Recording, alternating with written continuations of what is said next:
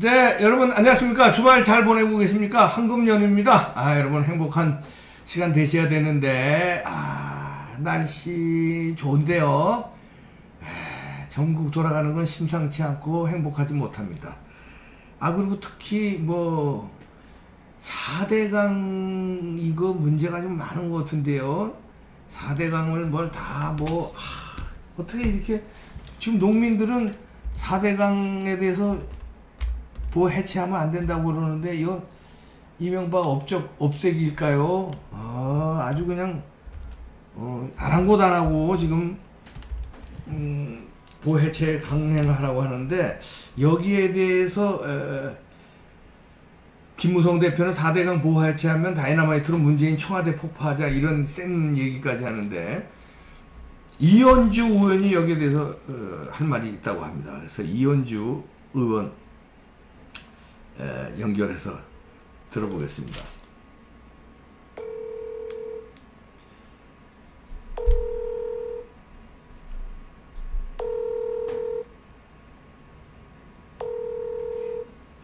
네, 전화 연결하고 있는데요.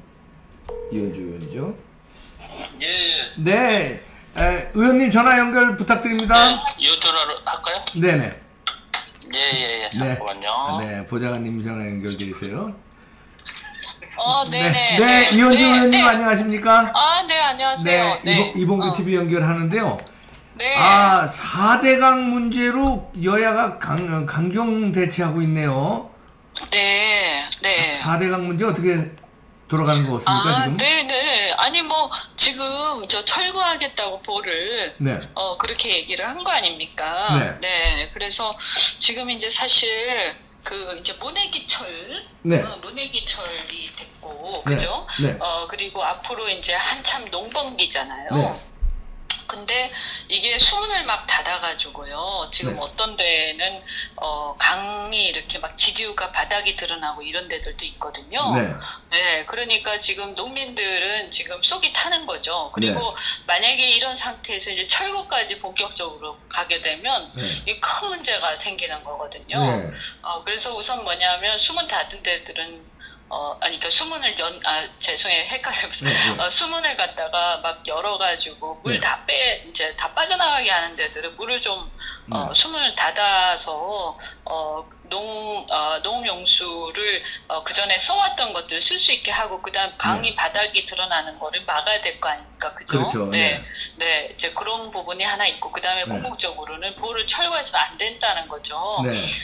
그래서 제가 어저께 연설하면서도 얘기를 했는데, 네. 사실은 이제 보를 처음에 이제 설치를 한다고 했을 때 이게 뭐 환경에 안 좋다 어쩌다 막 환경단체들이 문제 제기를 많이 했었는데, 네. 저는 개인적으로는 그런 건 내가 환경 전문가도 아니고 다만 그 당시에 이제 이명박 대통령 때 이렇게 네. 막 한꺼번에 막 이제 전국의 강들을 다 하니까, 네. 그렇게 할 필요가 있냐 이렇게 문제 제기들이 많은데 그러면 급한 데들부터 시범 사업을 해서 천천히 하는 게 좋다. 네. 너무 밀어붙이지 않아야 된다. 이렇게 막 또 예타 면제라는 걸 통해서 막 했단 말이에요. 네. 그런데 제가 어제 얘기한 게 이제 뭐냐면 그렇게 국민 혈세를 아껴야 된다고 하면서 예타 면제를 남발하면 안 됐다고 그러더니 자기들은 지금 근데 정권 잡고 나서 예타 면제를 선거용으로 엄청나게 많이 하고 있는 거 아닙니까? 그렇죠. 예. 네, 그래서 저는 그런 얘기를 했어요. 아니, 난 배신감을 느낀다. 네.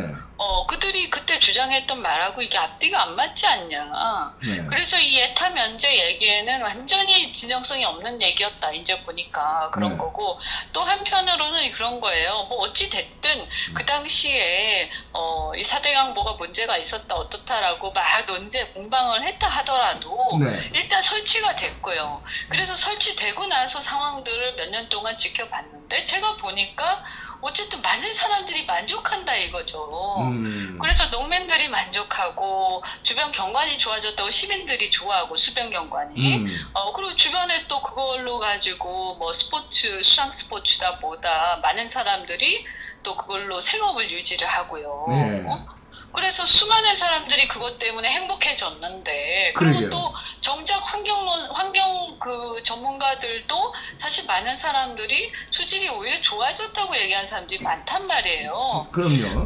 그러면 제가 봤을 때 정치라는 게 그런 거죠. 국민을 위해서 해야 되는 거잖아요. 네. 그러면 그 전에 자기가 이거는 4대 강보를 반대를 했다 하더라도 상황이 이렇게 돼서 지나고 나서 보니까 사실 그거 괜찮은 거였네 이렇게 됐다면 네. 그걸 국민들을 위해서 인정을 해주고 그래야 되는데 지금 뭐냐 하면 지금 와서 이것을 철거하겠다 아무 설득력이 없이 그건 결국에는 뭐냐면 내가 옛날에 주장했던 게 맞는 거였어. 나는 항상 정의롭고 항상 옳은 사람이야 라는 것을 증명하기 위해서 국민들을 희생시키는 거잖아요. 그렇죠. 그리고 이게 무슨 이게 뭐냐 도대체. 우리나라는 자유민주주의 국가고 국민들이 주권자인데 결국 위정자는 국민들로부터 권력을 위임받은 것에 불과한데 마치 자기들이 주인처럼 올라가서 국민들 위해 군림하고 자기들의 정치적 목적을 위해서 국민들이야 죽든가 말든가 이렇게 마구잡이로 하는 것은 이 헌법을 위반한 거고 결국은 이거는 근본적으로 이 위정자로서 자세가 안 돼 있는 거죠.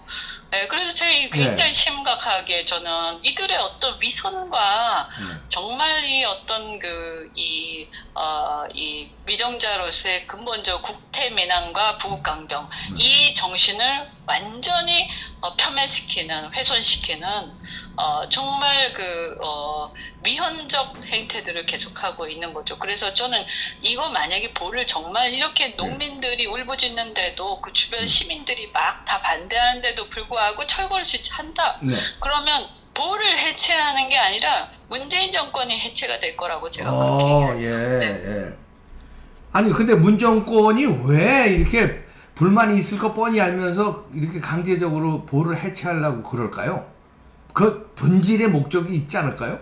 어떻게 생각하십니까? 아니요, 그러니까 말씀드린 대로 이 사람들은 알고 보니까 그때 농민 운운하고 환경 운운하고 했지만 사실은 환경이고 농민이고 뭐고 별로 관심이 없고요. 오로지 뭐냐 하면 모든 것은 자기들이 옳기 때문에 자기들이 옳다는 것을 이것을 이제 말하자면 입증을 해야 되는 거. 그래서 이걸 보를 철거하는 과정을 통해서 자기들이 옳다는 것을 일종의 승리자 또는 점령군으로서 일종의 이제 그 점령군이 이제 점령을 해서 들어오면 뭐 그런 걸 하잖아요. 네. 이렇게 전리품을 확보하고 그렇죠. 네. 이렇게 막 약탈을 하고 막 파괴를 하고 하잖아요. 마치 제가 보면 이것은 상대 진영에 대한 파괴 행위예요. 그러니까 이명박 업적 파괴하고 전리품 행세하는 그 점령군 행세하는 거네요. 그런 거죠. 그래서 제가 느끼는 게 뭐냐면 이들이 과연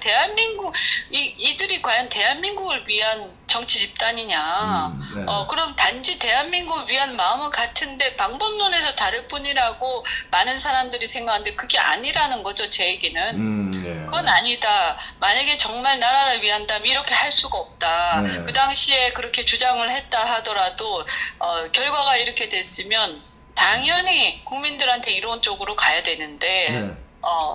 그리고 그 부분에 대해서 인정할 수 있어야 되는데 네. 국민과 나라는 안정에도 없고 자기들의 정치적 이익 그 다음에 사실상 이런 상황은 거의 어떤 내전 상태에 유사한 것인데 일종의 이제 전쟁에서 자기들의 승리만을 생각하는 그러니까 상대 진영은 이 전쟁에서의 적인 거죠. 그리고 이것을 이 상황에서 이 보를 갖다 철거하는 것을 반대하고 있는 이 농민들조차도 그들 입장에서는 적인 거죠. 네. 예, 아유 무섭네요. 자, 요 얘기 하나만 더 해주세요. 오늘 뉴스가 뭐 이게 센데 황교안 자유한국당 대표가 광주에 가서 물세례 맞고 20분간 갇히고 말하자면 망신인가요? 굴욕당하고 이랬는데 이 사태는 어떻게 보십니까? 이현주 의원께서는요? 네, 저는 제가 광주에 가끔 가기도 하고, 거기서 강의도 하고 하지만, 네. 대다수의 광주 시민들이 그럴 거라고 생각하지 않습니다. 네.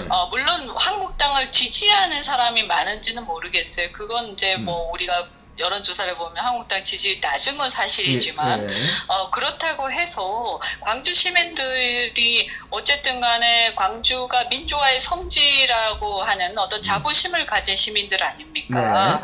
그렇다면 민주주의라는 게 무엇입니까? 생각이 다르고 지지 대상이 다르더라도 모든 다양한 의견을 인정하고 존중하는 것이 바로 민주주의거든요. 그렇죠.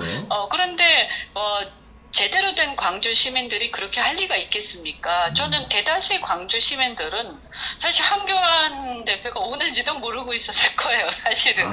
네, 그렇죠. 자기 생업과 자기의 일에 그렇지. 집중하고 있으니까요. 그래서 그분이 온다고 해서 미리 기다리고 있다가 불세례하고 하는 사람들은 전부 다 정치 집단들인 거고, 결국에는 이런 어떤 행태들을 통해서 자기들의 어떤 정치적 목적을 달성하기 위한 것인데요. 정말 안타까운 게 뭐냐면 다수의 광주 시민들은 민주주의를 굉장히 존중하고 자랑스러워하고 자부심을 갖고, 그리고 상대를 적어도 생각이 다르더라도 존중할 줄 아는 훌륭한 시민들이라고 저는 생각하고, 그래서 이렇게 광주 시민들을 욕되게 하는 어떤 정치 집단들, 시민단체라고 하는데 정치 집단 아니겠습니까? 아주 기본적인 예의가 상실되어 있는, 그렇다고 황교안 대표가 거기 가서 뭔가 해코지를 한 것도 아니고요. 그리고 누가 우리나라 대한민국의 이제 우리의 어떤 전통이라는 게 집에 온 손님은 쫓지 않거든요. 그렇죠. 네, 그런데 이렇게 손님을 쫓고 말이죠. 이것은 정말 몰지각한 행태인데, 참 이렇게 왜 이런 사람들이 광주라는 이름을 욕되게 하고 광주 시민들을 부끄럽게 하는가. 저는 진짜로요, 이것은 오히려 역효과다. 그래서 광주 시민들이 정말로 뭐 한국당을 지지하든 안 하든 간에 저는 이러한 몰지각하고 반민주적인 그런 행태들에 대해서 이제는 진짜로 단호하게 결연하게 절연을 하고요. 그들이 정치적으로 광주를 더 이상 이용하지 말라라고 저는 얘기를 할 때가 됐다, 이렇게 생각합니다. 네, 그 말씀 들어보니까 아주 딱 맞는 말씀인데요. 하나만 더요. 지금 한국당의 삭발 투쟁인가요? 릴레이 삭발하고 있는데, 여기에 대해서 일부에서 이런 의견이 나와요. 그럼 대표가 좀 삭발해야 되지 않냐. 다시 말해서 나경원 원내대표라든가 황교안 대표가 둘 중에 한 사람은 해야 된다. 거기에 대해서는 어떻게 생각하십니까? 나경원 원내대표가 삭발해야 된다고 보십니까? 여성의 심리는 어떨까요? 아니요, 저는 꼭 삭발이 투쟁의 단은 아니기 때문에요. 이렇게 삭발해서 투쟁하는 사람도 있는 거고, 삭발 안 하고 투쟁하는 사람도 있는 거고, 또 삭발한다고 다 해결되는 것도 아니고요. 저는 삭발하신 분들에 대해서는 그 결기를 높게 사지만, 그렇다고 해서 이거를 해라 말아라 할 성격은 저는 아니라고 생각해요. 그래서 우리가 어쨌든 자유를 지향하는 정치 세력들이잖아요. 물론 당이 다르고 저는 또 밖에 있지만, 어쨌든 우리가 지금 대한민국의 자유를 지키기 위해 사실은 힘을 다 합해야 되는 상황에서 제가 꼭 말씀드리고 싶은 게, 우리 자유를 지향하는 우리 시민들께서는 정말 우리 생활에서부터 상대방의 의견을 존중하고 자율성을 인정하고, 이런 것들이 많이 이렇게 이 정착이 돼야 된다는 생각이 듭니다. 네, 오늘 바쁘신데 말씀 고맙습니다. 전화 연결 감사합니다. 네, 고맙습니다. 네, 이현주 의원이었습니다. 감사합니다. 네. 아이고, 이현주 의원님 말씀을 똑부러지게 아주 잘하시네. 근데 여기에 대해서는 좀 듣고 싶었거든요. 아니, 이제 같은 정치인이지만 이제 여성 의원으로서 남성들이 지금 대부분 남자 의원들이 머리를 깎으셨는데, 여자 의원이 머리를 깎는 거에 대해서 심리적으로 어떤 생각을 가질까 해서